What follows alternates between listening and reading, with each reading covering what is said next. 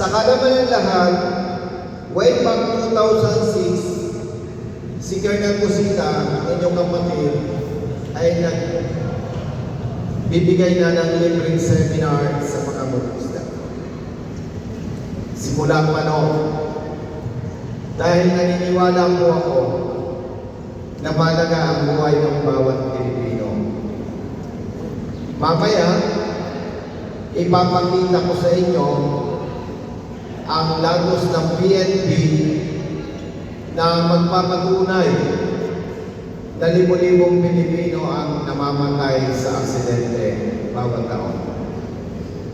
At mamaya po, gigisingin ko din ang inyong natutulong na diwa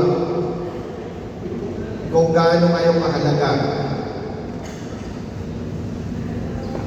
Yan po ang pangunahing nagtutulak sa akin at sa aking mga kasama bakit mayroon tayong advocacy.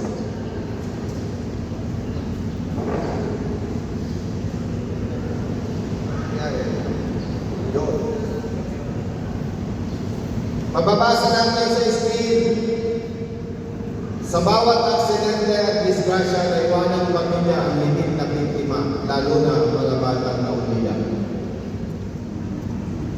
Madami po sa inyo nakakalimot.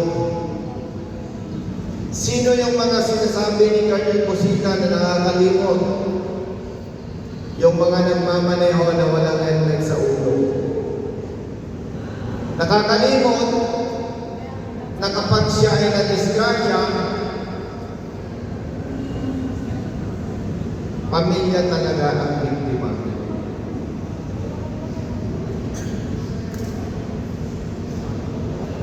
Gusto ko lang sabihin sa inyo mga kapatid, kung may mamabanggit ako na parang hindi ninyo magugustuhan, huwag ninyong iisipin na iniinsulto ko kayo. Bakit?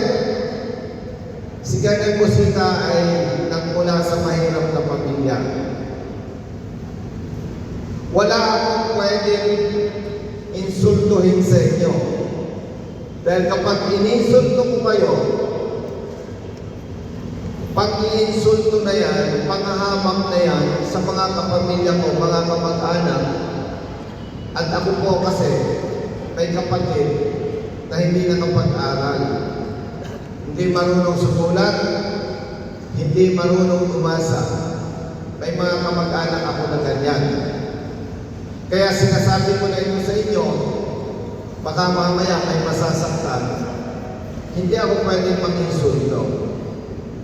Nandito tayo para isulong ang ating advokasya.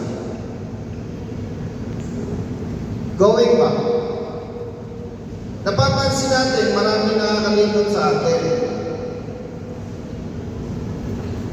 Marami siguro hindi nakakaalam, libo-libong Pilipino ang namamatay